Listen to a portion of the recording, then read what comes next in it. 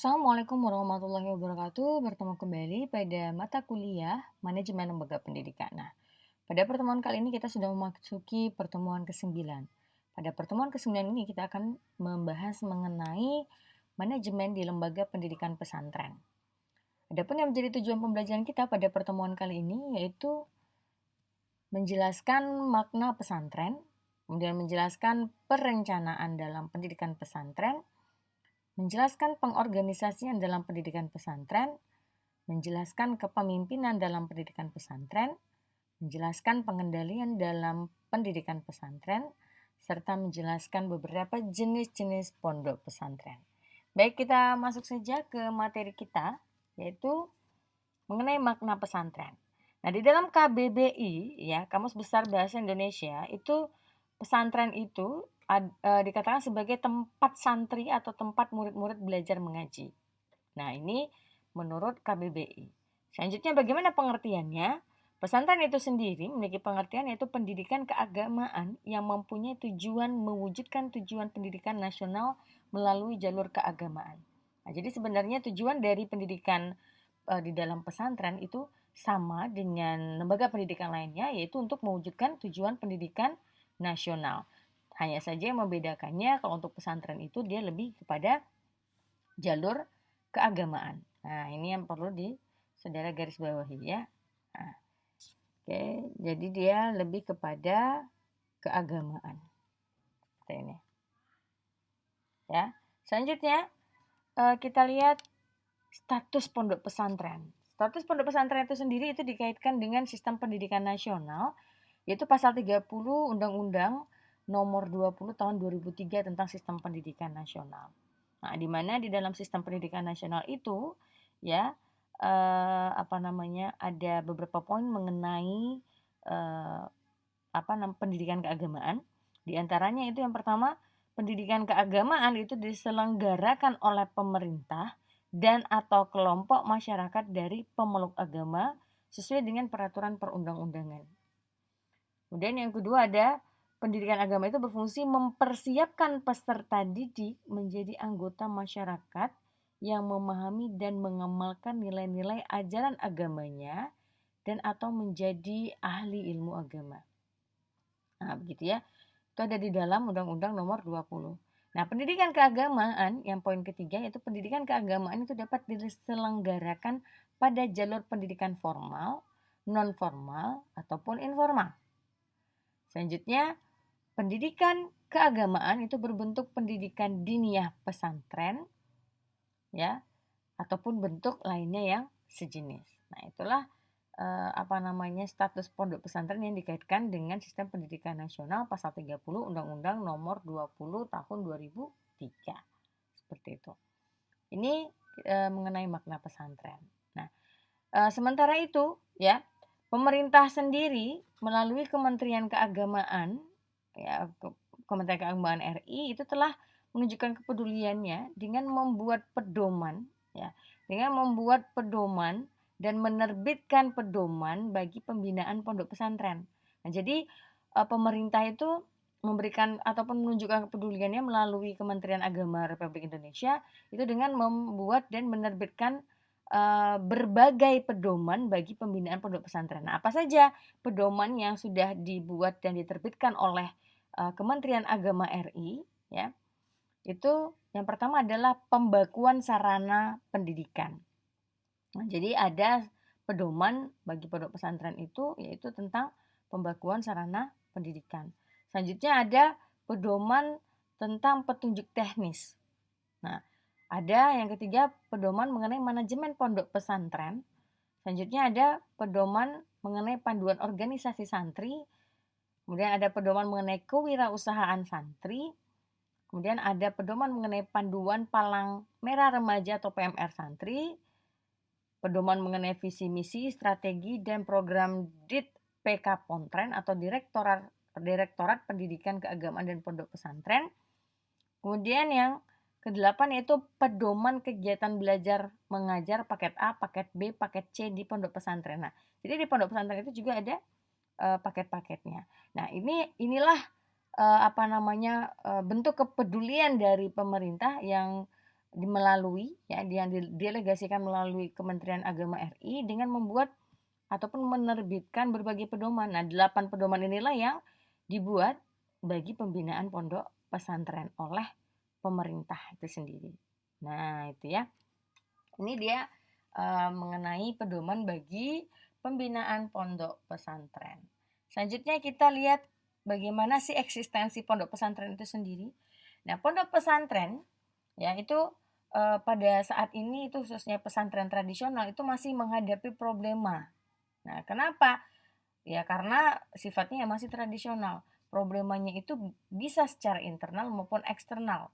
Nah, oleh karena itu, untuk agar dia bisa eksis, maka harus mencari upaya ataupun solusi dari berbagai pihak, ya kan? Nah, seperti itu. Nah, di sini perkembangan pesantren di masa akan datang itu sangat ditentukan oleh kemampuannya dalam mengatasi ataupun mengantisipasi kesulitan ataupun tantangan yang selama ini ada di dalam internal maupun eksternalnya. Nah, sekarang kita lihat. Kita lihat di sini ada beberapa dimensi ya. Beberapa dimensi yang dapat istilahnya itu di sini untuk mencapai kita kan tahu bahwa berharap bahwa pesantren itu kedepannya akan eksis. Nah, di mana untuk mencapai keeksistensian tadi itu ada beberapa dimensi-dimensi yang harus diperhatikan. Itu maksudnya. Karena kan kita tahu bahwa di dalam arus globalisasi, nah di dalam arus globalisasi suatu lembaga pendidikan mau itu pesantren maupun tidak itu harus melakukan inovasi dan pengembangan. Nah, termasuk pondok pesantren. Jadi, di dalam era globalisasi, pondok pesantren agar bisa eksis dan berkembang itu dia harus melakukan inovasi dan pengembangan terhadap pesantrennya. Sehingga pesantren tadi bisa semakin eksis dan bisa mengantisipasi perubahan sosial ataupun perubahan-perubahan yang terjadi di dalam modernisasi dan globalisasi. Seperti itu. Nah, di mana nanti diharapkan pesantren tadi dapat berperan aktif ataupun memberikan kontribusi yang berbobot di dalam social engineering atau rekayasa sosial dan transformasi sosial kultural ya. Serta di sini pesantren juga harus memiliki ciri-ciri pembaruan. Nah, meskipun ciri-ciri tradisionalnya yang relevan-relevan masih harus dipertahankan seperti itu. Nah, di sini untuk mencapai hal-hal yang tadi ya, mencapai tadi apakah dia bisa istilahnya itu melakukan inovasi, artinya dia dapat eksis, maka kita harus melihat istilahnya itu di sini berbagai dimensi-dimensi yang perlu diperhatikan untuk mencapai eksistensinya tadi. Yang pertama itu adalah dimensi kultural. Nah, kira-kira ketika saudara mendengar kata dimensi kultural, ya, yang pertama adalah dimensi kultural. Ya. Dimensi kultural, ya, itu dalam konteks ini dimensi kultural itu adalah watak mandiri. Nah, jadi dimensi kultural yang dimaksud adalah watak mandiri. Nah, watak mandiri itu merupakan ciri kultural yang harus dipertahankan meskipun harus dijaga agar tidak berkembang ke arah pengucilan diri. Ya. Jadi watak mandiri itu di sini dimensi kulturalnya yaitu budayanya itu adalah yang perlu dipertahankan itu adalah watak mandiri. Nah, tapi watak mandiri ini tidak boleh berkembang ke arah pengucilan diri ya. Oleh karena itu solidaritas dan perlu dipertahankan ataupun perlu ditingkatkan antara hubungan akademis antar satu pesantren dengan pesantren lainnya. Nah, jadi di dalam pondok pesantren itu kan dia lebih mandiri ya karena dia mengelola pendidikannya kan sendiri seperti itu. Lebih karena pondok pesantren itu dia mungkin saudara nanti saya akan adakan tugas ya pada saudara. Jadi saudara tahu bagaimana sebenarnya manajemen lembaga di pendidikan. Di antaranya salah satunya adalah pondok pesantren. Nah, pondok pesantren itu sendiri itu pengelolaannya itu lebih kepada mandiri. Dialah yang mengelola sendiri kegiatannya. Nah, memang sekolah lain juga mengelola sendiri kegiatannya. Namun kan di sini ada campur tangan dari seperti dinas pendidikan seperti itu. Nah, kalau di dalam pesantren dia sendiri yang mengelola baik itu kurikulumnya, ya misalnya kurikulumnya dia juga masukkan kurikulum umum. Tetapi itu tidak menjadi hak mutlak, dia harus menjalankan pembelajaran umum itu sesuai dengan jamnya yang ada pada pendidikan formal seperti lembaga pendidikan negeri di negeri-negeri lainnya gitu loh. Lembaga sekolah negeri. Nah, kalau di pesantren ini dia lebih ke mandiri. Dia yang menentukan sendiri seperti itu ya. Nah, ini maksudnya. Oke, yang kedua itu adalah dimensi edukatif. Yang kedua adalah dimensi edukatif. Nah, dalam konteks ini ya kita dapat melihat adanya output pendidikan. Nah, secara tradisional proses pendidikan di pesantren itu menghasilkan pimpinan keagamaan atau religious leader. Nah, kalau di dalam pesantren ini dimensi edukatif ini lebih kepada output ya.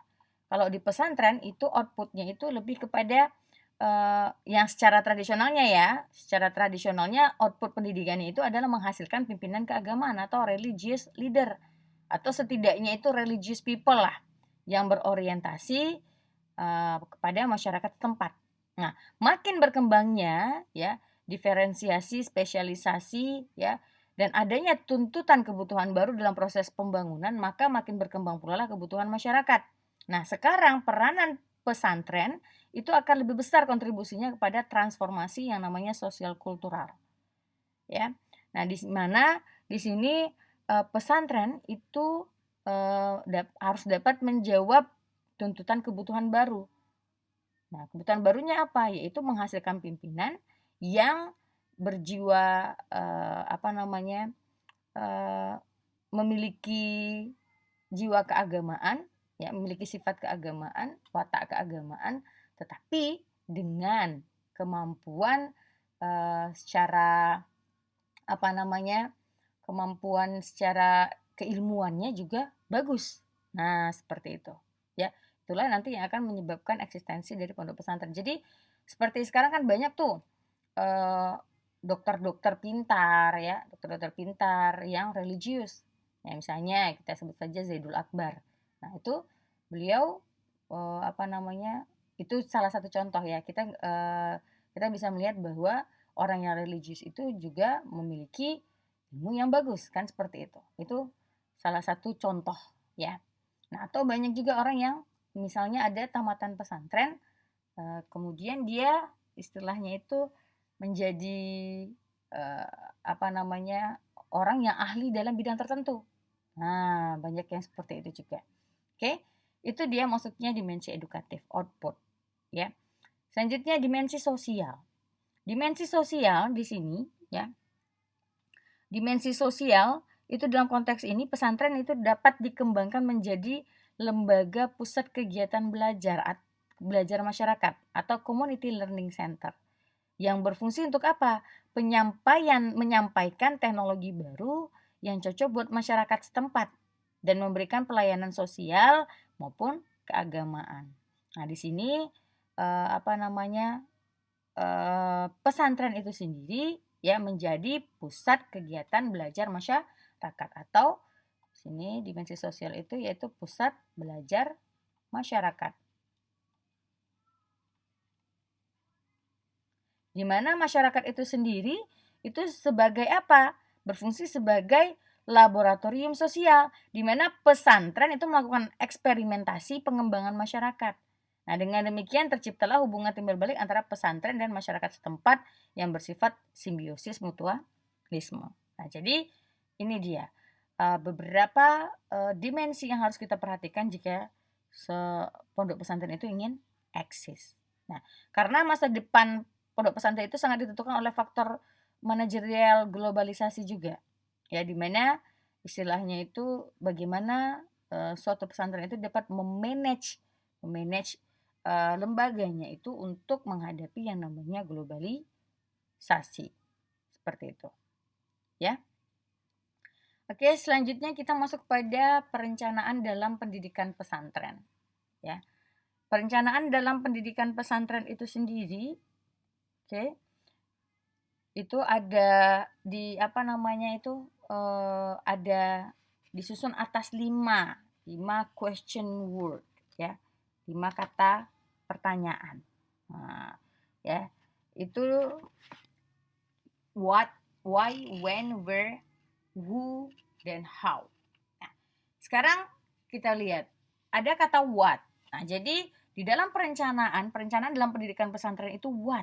What itu apa program kegiatan yang akan dilaksanakan. Jadi what itu menyatakan apa program kegiatan yang akan dilaksanakan.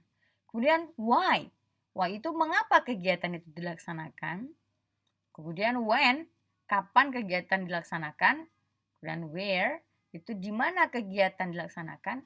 Who, siapa yang melaksanakannya. Dan how, bagaimana melaksanakan kegiatan itu. Nah, ini dia. Jadi di dalam kegiatan perencanaan dalam fungsi manajemen pendidikan Islam itu dapat disusun berdasarkan rumus 5W1H ini. Nah, dengan adanya 5W1H ini, ya kita dapat menyusun kegiatan perencanaan, ya, seperti itu. Nah, di sini kiai, nah di dalam pesantren itu kan ada kiai, ya.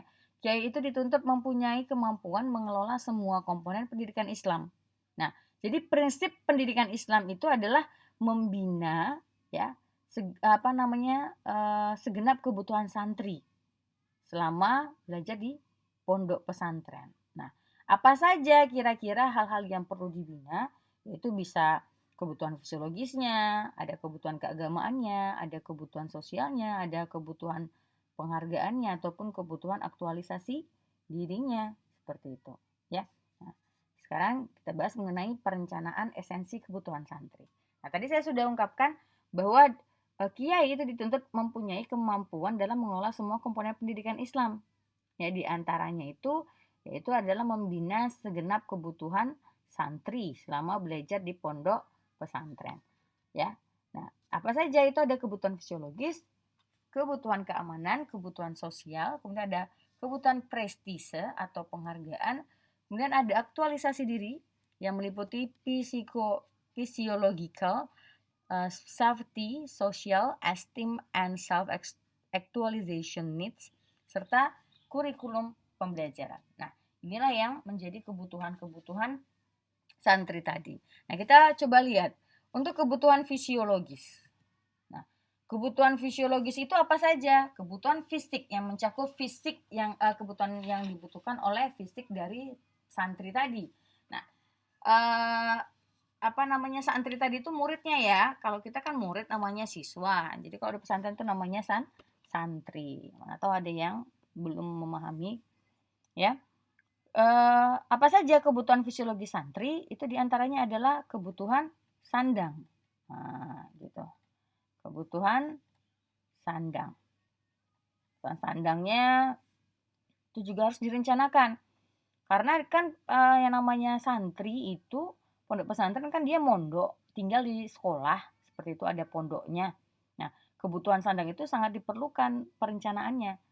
Ya, bagaimana sistem makannya, jam berapa makannya, terus apa lauk pauknya yang bergizi, yang baik untuk anak di usia remaja, seperti itu ya.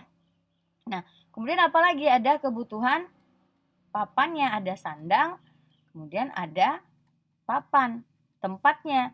Tempatnya ini tempat pemondokan santrinya harus layak kan seperti itu. Bagaimana airnya dan segala macam, tempat tidurnya, ya, kamar mandinya, ruangannya, nah, seperti itu ya. Kemudian kebutuhan pangan, nah makanannya ya, sandang, pangan, dan papan. Nah, ini dia. Jadi ada sandang, pangan, dan papan. Inilah yang mencakup kepada kebutuhan fisiologis dari santri. Seperti itu ya. Mohon maaf nih, saya lali ya, lupa. Kebutuhan sandang itu pakaian ya, bukan makanan. Tadi saya sampaikannya makanan ya, pangan itu yang makanan. Mohon maaf ya, ini adalah lebih kepada apa? Pakaian. Bagaimana kebutuhan pakaiannya. Seperti itu harus juga direncanakan. Oke, selanjutnya bagaimana untuk kebutuhan keamanan atau rasa aman santri. Nah, di sini ya itu bisa mencakup perencanaannya untuk bagaimana kondisi tempat belajarnya. Ya, di sini mencakup kepada kondisi tempat belajar bagi santrinya. Ya, selanjutnya juga lingkungan belajar. Nah, bagaimana lingkungan belajarnya, aman nggak, seperti itu ya. Selanjutnya ada hubungan santri dengan kiai. Nah, bagaimana hubungan santri dengan kiai? Nah, seperti itu. Ini dalam konteksnya pembelajaran berarti ya. Kemudian ada hubungan santri dengan santri. Hubungan santri dengan santri. Selanjutnya ada kebebasan berpendapat bagi santri. Kebebasan berpendapat bagi santri. Nah, inilah yang mencakup kepada kebutuhan keamanan. Selanjutnya bagaimana untuk kebutuhan sosial? Kebutuhan sosial santri itu kalau yang nama sosial lebih kepada sikap-sikap ya. Maka di sini kebutuhan sosial itu sikap kiai terhadap santrinya. Seperti itu. Terhadap santri. Kemudian apalagi? Santri. Selanjutnya apalagi? Sikap santri terhadap santri juga. Sikap santri terhadap santri. Kemudian apalagi? Sikap masyarakat terhadap santri. Nah, itu adalah kebutuhan sosial kita. Kemudian persaingan antar santri. Persaingan antar santri ini persaingannya secara sehat ya. Kemudian ada kesempatan untuk maju bagi santri. Oke, ini ya. Selanjutnya bagaimana untuk yang keempat? Perencanaannya untuk pembinaan terhadap kebutuhan prestise ataupun penghargaan bagi santri, ya. Bagaimana? Nah, di sini kita tahu bahwa penghargaan untuk santri itu ini bisa perencanaannya itu yang meliputi kondisi belajar, ya. Kondisi belajar yang menunjang proses pembelajaran santri.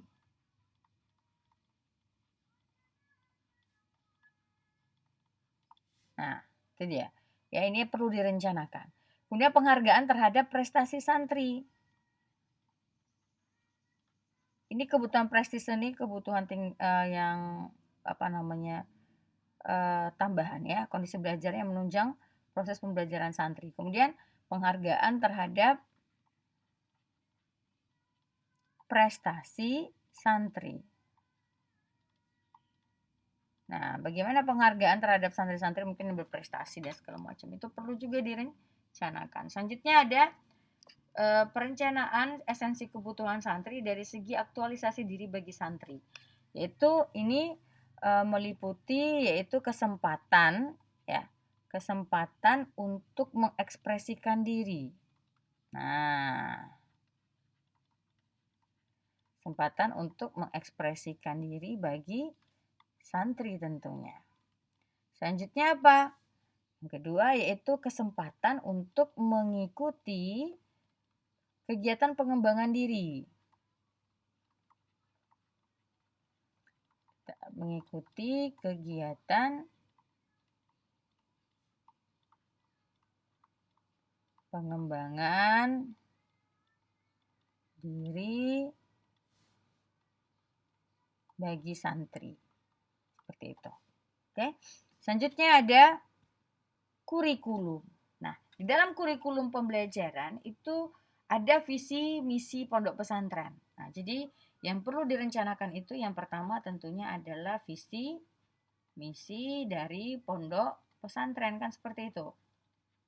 Nah, ini kita sudah bahas yang lalu-lalu ya. Jadi visi itu mencerminkan apa yang diinginkan untuk dicapai oleh pesantren ya, sehingga dia dapat memberikan arah dan fokus strategi yang jelas. Dan juga mampu menjadi perekat dan menyatukan berbagai gagasan strategis.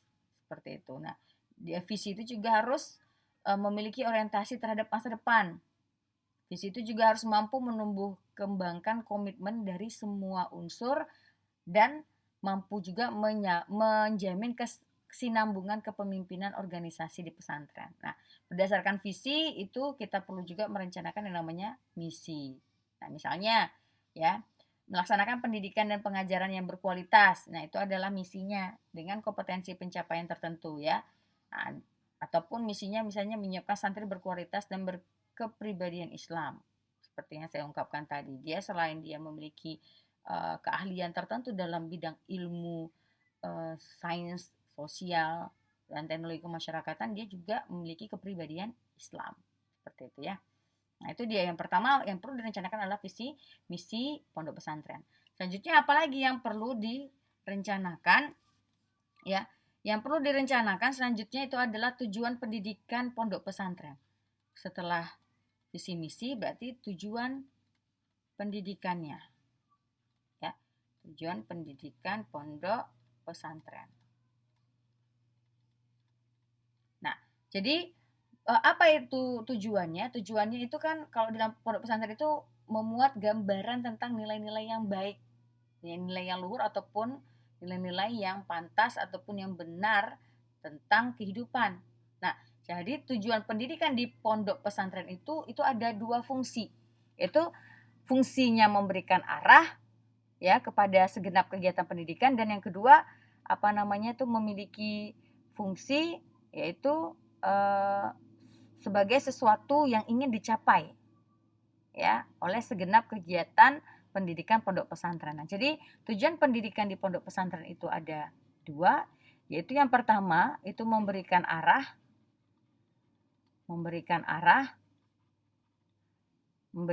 kepada kegiatan pendidikan ya. Selanjutnya yang kedua itu sebagai fungsinya itu ya sebagai sesuatu yang ingin dicapai. Nah, sesuatu yang ingin dicapai. Seperti itu. Ya. Nah, tujuan pendidikan itu menduduki posisi terpenting ya. Karena segenap komponen dari segala kegiatan pendidikan itu dilakukan semata-mata terarah ataupun ditujukan untuk mencapai tujuan pendidikan. Nah, ya itu dia. Di mana tujuan pendidikan di dalam pesantren itu yaitu meliputi tujuan pendidikan yang berwawasan demokrasi dan kebangsaan dalam perspektif siasa Islamiyah. Ya. Nah, jadi tujuan pendidikan pesantren itu ya itu perlu kita rumuskan juga berdasarkan pada tujuan pendidikan nasional. Tetapi mungkin misinya itu khusus karena misinya itu lebih kepada keagamaan seperti itu ya. Selanjutnya yang perlu direncanakan di dalam kurikulum pembelajarannya itu yaitu kurikulumnya itu sendiri. Nah, barulah kita rancang kurikulum pendidikan pondok pesantren seperti itu. Nah, kegiatan pembelajaran kita tahu yang diselenggarakan oleh guru itu selalu berdasarkan kepada kurikulum. Nah, begitu kan? Nah, jadi di sini ya pedoman kurikulum pesantren itu ya disusun untuk menentukan garis-garis besar kurikulumnya. Nah, di mana di dalam menyusun kurikulum tadi itu harus berpedoman ya kepada hal-hal misalnya apa yang akan diajarkan ya atau skopnya apa, kemudian kepada siapa ini diajarkan, nah mengapa itu diajarkan seperti itu, apa tujuannya seperti itu ya. Nah, jadi di dalam menyusun kurikulum tadi pondok pesantren itu tentunya ya pondok pesantren itu menyelenggarakan pendidikan yang terhadap santri itu juga berpedoman kepada kurikulum pendidikan di pondok pesantren pada umumnya. Nah, jadi di sini ya eh, kegiatan pembelajaran yang diselenggarakan ya di dalam pondok pesantren itu harus berpedoman kepada kurikulum. Nah, di mana kurikulum di pondok pesantren itu yaitu juga harus berpedoman kepada kurikulum pendidikan nasional. Karena kan kita sudah sampaikan bahwa salah satu bentuk pendidikan madrasah itu adalah adalah pesantren. Nah, di pesantren itu tidak hanya mengajarkan tentang ilmu-ilmu agama saja, tapi juga mengajarkan tentang ilmu-ilmu umum seperti itu, ya. Sehingga nanti ketika seseorang itu tamat dari pesantrennya, dia juga istilah itu memiliki pengetahuan tentang ilmu umum seperti itu, ya. Itu dia. Selanjutnya kita masuk kepada proses pembelajaran. Nah, jadi selanjutnya ada proses pembelajaran. Merancang proses pembelajarannya. Nah, proses pembelajarannya seperti apa? Nah, kalau di dalam pesantren itu kan misalnya belajar pagi sampai siang itu misalnya umum. Nanti siang sampai sore itu agama. Kemudian malam dilanjutkan dengan kajian kitab dan segala macam. Nah, itu harus dirancang proses pembelajarannya seperti apa, mulai dari mulai dari siapa yang mengajarkannya, kemudian bagaimana proses pembelajarannya, bagaimana metode mengajarnya dan segala macam. Nah, itulah yang untuk dalam proses pembelajaran. Nah, ini yang menjadi perencanaan yang perlu dilakukan untuk kebutuhan santri dalam hal pendidikan, yaitu kurikulum pembelajaran. Oke, selanjutnya ada pengorganisasian dalam pendidikan pesantren. Nah, di dalam pengorganisasian dalam pendidikan pesantren ini, ya, itu ada sama sebenarnya, ya. Pengorganisasian dalam pendidikan pesantren itu sama sebenarnya dengan pengorganisasian lembaga pendidikan lainnya, yaitu adanya yang pertama tahap perencanaan. Ya, adanya tahap perencanaan, kemudian setelah direncanakan, ya, selanjutnya diorganisasikan. Masih ingat apa itu organisasi? Organisasi itu bukan organisasi lembaganya ya, maksud saya. Di sini organisasinya itu lebih kepada istilahnya itu kita mengorganisasikan kepada siapa orang yang ahli dalam bidangnya yang melaksanakan proses kegiatan itu seperti itu, ya. Nah, itu dia. Selanjutnya pengawasan. Nah, yang menjadi pengawasan di sini itu lebih kepada yang mengawasi itu lebih kepada pimpinan. Nah, berarti pimpinan pondok pesantren untuk mengawasi berbagai pelaksanaan kegiatan. Nah, di mana pelaksanaan kegiatan ini harus diawasi dan dievaluasi. Selanjutnya setelah diawasi dan evaluasi itu berfungsi untuk istilahnya itu sebagai acuan kita untuk melakukan yang namanya perbaikan seperti itu. Nah, jadi pengorganisasian dalam pondok pesantren itu sama saja dengan pengorganisasian di dalam pendidikan lainnya. Oke, kita kembali kepada yang proses perencanaan tadi ya. Di dalam proses perencanaan itu juga adanya istilahnya itu kan perencanaan mengenai pendanaan. Nah, di dalam pondok pesantren itu sendiri ya ada jenis-jenis dana pendidikan di pondok pesantren. Jadi ada jenis dana ya dalam pendidikan pesantren, yaitu jenis dana pendidikan di pondok pesantren. Apa saja jenis dananya? Ini bukan asal dananya, tapi jenisnya ya. Yang pertama ada dana langsung. Dana langsung atau disebut sebagai direct cost itu adalah dana yang langsung menyentuh aspek dan proses pendidikannya. Misalnya itu gaji kiai, misalnya pengelola, kemudian adanya pengadaan fasilitas belajar, seperti itu ya. Kemudian ada lagi dana tidak langsung atau indirect cost. dana tidak langsung.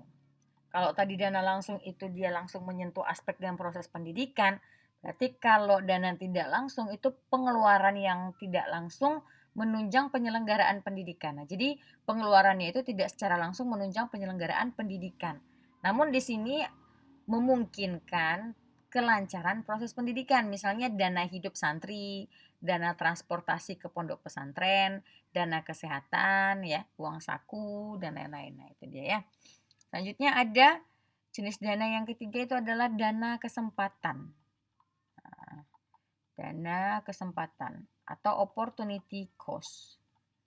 Nah, dana kesempatan itu juga disebut juga earning forgan, yaitu potensi pendapatan seorang santri selama mengikuti pendidikan. Nah, jadi dana kesempatan itu adalah potensi pendapatan santri selama mengikuti pendidikan. Nah, itu ya. Itu dia. Inilah jenis dana pendidikan di pondok pesantren. Selanjutnya kita bahas mengenai kepemimpinan dalam pendidikan pesantren.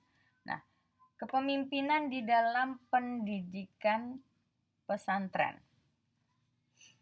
Nah, kepemimpinan yaitu sebagai tindakan ya mengarahkan. Adanya pimpinan itu yaitu mengarahkan. Seperti itu ya. Nah, jadi di sini kepemimpinan dalam pendidikan pesantren itu berfungsi sebagai tindakan. Nah, ini ya, berfungsi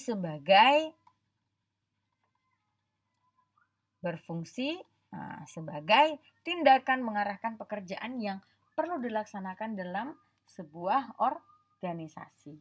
Seperti itu.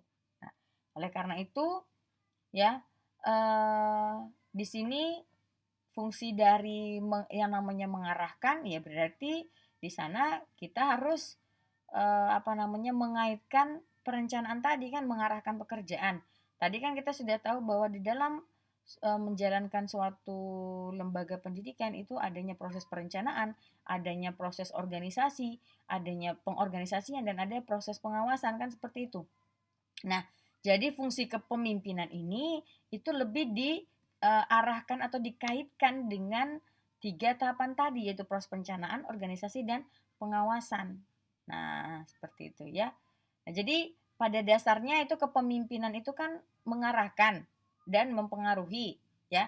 Nah, ini juga kepemimpinan ini perlu ditunjang oleh perilaku yang lebih banyak bekerja daripada berbicara. Nah, jadi pimpinan itu lebih bagusnya itu banyak kerja daripada bicara, seperti itu ya. Kerja itu maksudnya tindakan langsung, seperti itu. Oke, selanjutnya berikutnya adalah tentang pengendalian dalam pendidikan pesantren. Nah, pengendalian ini ya itu meliputi pemeriksaan apakah segala sesuatunya itu telah berjalan sesuai dengan rencana ataupun instruksi-instruksi dan prinsip-prinsip yang telah ditetapkan. Hal ini dimaksudkan ya agar dapat ditemukan kelemahan-kelemahan ataupun kesalahan-kesalahan. Nah, kalau ditemukan kelemahan-kelemahan dan kesalahan-kesalahan, selanjutnya kita evaluasi dan kita istilahnya itu perbaiki dan kita cegah agar tidak terulang. Nah, itu dia. Jadi, proses pengendalian itu sendiri berfungsi untuk mengendalikan atau memeriksakan apakah segala sesuatunya tadi sudah berjalan sesuai dengan rencana. Nah, ketika kita menemukan suatu kelemahan ataupun kesalahan, maka kelemahan ataupun kesalahan tadi itu kita perbaiki dan kita cegah agar tidak terulang kembali. Seperti itu. Contohnya, misalnya contoh sederhana, misalnya dalam proses pembelajaran santri. Nah, kita lihat materi yang disampaikan kepada santri itu tuntas. Tetapi metode yang kita gunakan ternyata tidak sesuai. Memang sudah tuntas penyampaian materinya, tetapi ternyata siswa tadi kurang memahami dan tidak bisa menyerap ilmu tadi dengan baik. Sehingga apa? Karena menggunakan metodenya tadi kurang tepat. Nah, oleh karena itu kan sebagai seorang, ini contoh sederhana ya, dalam proses pembelajaran. Sebagai seorang guru kita perlu melakukan yang namanya pemeriksaan. Apakah apa sih yang salah? Kenapa sih santrinya nggak bisa gitu. Nah, ternyata ada kesalahan dan kelemahan dari metode yang kita gunakan. Akhirnya kita perbaiki dan selanjutnya setelah kita perbaiki kelemahan ataupun kesalahan tadi, dan kedepannya kita cegah untuk tidak terjadi lagi hal yang seperti itu. Nah, itu salah satu contoh secara sederhananya di dalam proses pembelajaran. Nah, di mana sistem pengendaliannya itu dilakukan oleh guru itu sendiri. Nah, kalau secara umumnya kalau di lembaganya ya berarti yang mengendalikan itu adalah pimpinan, seperti itu ya. Selanjutnya ada beberapa jenis pondok pesantren. Ini the last one ya. Ada beberapa jenis pondok pesantren. Ada 3 di sini. Pondok pesantren tradisional ya. Ada pondok pesantren modern dan pondok pesantren komprehensif. Nah, pondok pesantren tradisional itu adalah pondok pesantren yang masih tetap mempertahankan bentuk aslinya ya. Di mana pondok pesantren tradisional itu dia mengajarkan kitab yang ditulis oleh ulama abad ke-15 dengan menggunakan bahasa Arab. Nah, di mana di sini pola pengajarannya itu saudara catat ya, saya tidak catatkan. Di sini saya ulangi, pondok pesantren tradisional itu masih tetap mempertahankan bentuk aslinya dengan semata-mata mengajarkan kitab yang ditulis oleh ulama pada abad ke-15, yaitu dengan menggunakan bahasa Arab. Nah, pola pengajarannya itu sendiri itu dengan menerapkan yang namanya sistem halakoh. Ya, pola pengajarannya ya itu menerapkan yang namanya sistem halakoh dengan metode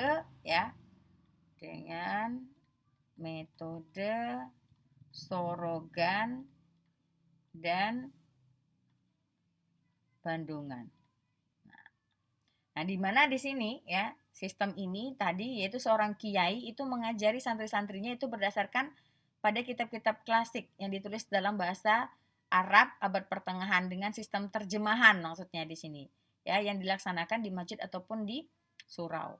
Nah, di sini hakikat dari sistem pengajaran halakoh itu adalah penghafalan. Jadi halakoh itu adalah penghafalan yang titik akhirnya ya dari segi metodologi itu cenderung kepada terciptanya santri yang menerima dan memiliki ilmu. Nah, jadi lebih kepada sistem halakoh itu ya, sistem halakoh itu penghafalan. Nah, kemudian di sini maksudnya itu ilmu itu diajarkan tadi ya, ilmunya itu diajarkan dengan proses penghafalan. Artinya di sini ilmu itu tidak berkembang ke arah paripurnanya ilmu itu sendiri, melainkan hanya terbatas kepada apa yang diberikan oleh kiainya. Makanya karena dia lebih kepada kan penghafalan seperti itu ya. Nah, selanjutnya di sini di pondok pesantren tradisional kurikulumnya tergantung sepenuhnya kepada para kiai yang mengasuh pondok pesantrennya itu tadi. Nah, itu yang saya sampaikan tadi kan adanya istilahnya itu kemandirian. Nah, itu ya. Nah, kurikulumnya tergantung sepenuhnya kepada para kiai pengasuh pondoknya. Jadi pondok pesantren tradisional itu ya kurikulumnya tergantung pada kiai pengasuh pondoknya. Nah, santrinya ya ada yang menetap di dalam pondok, itu santri mukim namanya. Santri yang menetap dalam pondok itu namanya santri mukim, dan santri yang tidak menetap di dalam pondok atau santri katalog. Santri kalong maksud saya, bukan santri katalog. Santri kalong maksud saya ya. Nah, itu dia. Nah, ini pondok pesantren semacam ini yaitu steril dari ilmu pengetahuan umum. Nah, jadi kalau pondok pesantren tradisional dia nggak udah belajar tidak belajar pengetahuan umum. Nah, orang biasanya menyebutnya dengan pondok salaf, ya, pondok salaf atau pondok pesantren tradisional. Itu contohnya seperti pondok pesantren yang Al Anwar itu yang ada di Rembang, ya. Ada juga pondok pesantren Pacogoang Jombang. Nah, itu.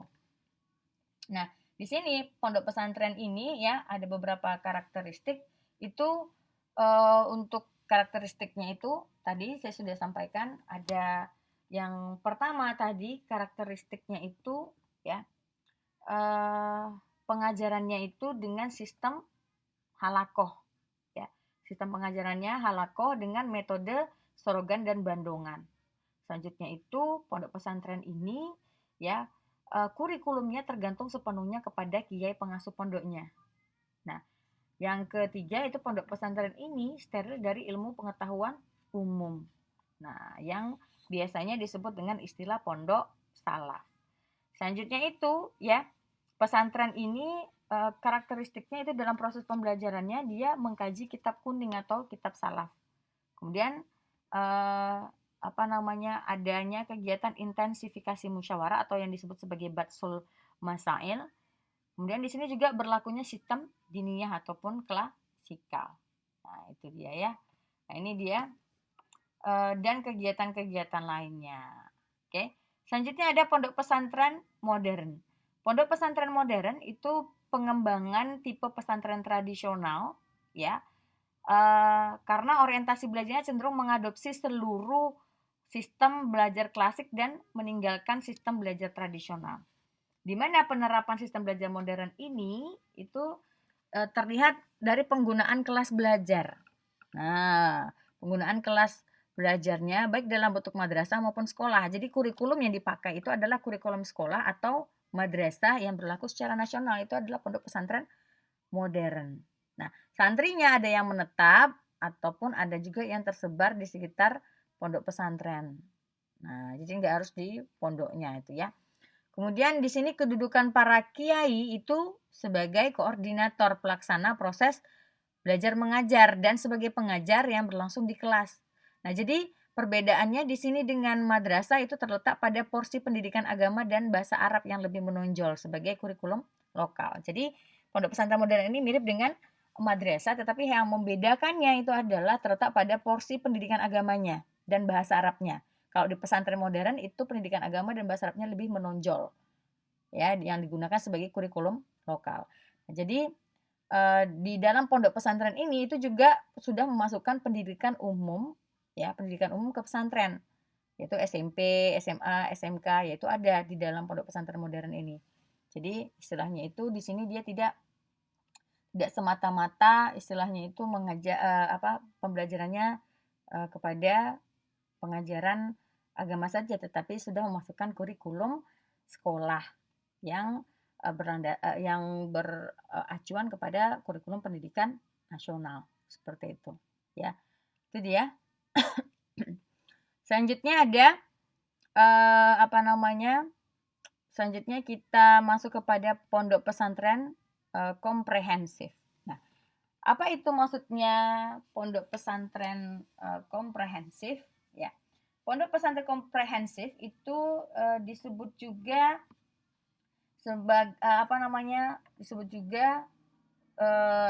sebagai komprehensif itu maksudnya itu karena sistem pendidikan dan pengajaran itu gabungan antara yang tradisional dan modern. Nah, makanya dikatakan sebagai komprehensif. Jadi pesantren komprehensif itu maksudnya itu adalah sistem pendidikan dan pengajarannya itu merupakan gabungan antara yang tradisional dan yang modern. Artinya di dalamnya diterapkan pendidikan dan pengajaran kitab kuning dengan metode sorogan, bandongan, dan wetonan tadi ya, namun secara reguler dengan sistem persekolahan seperti itu. Nah, di sini istilahnya itu dia gabungan ya. Berarti di dalam pondok pesantren komprehensif tadi itu terdapat juga di sana kurikulumnya itu terdapat juga kurikulum yang pelajaran umum seperti itu ya.